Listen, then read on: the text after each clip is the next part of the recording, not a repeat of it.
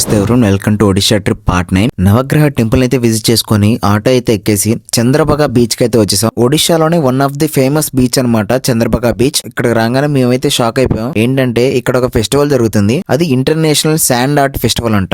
ఇది ప్రతి సంవత్సరం డిసెంబర్ మంత్ లో అయితే చేస్తారంట.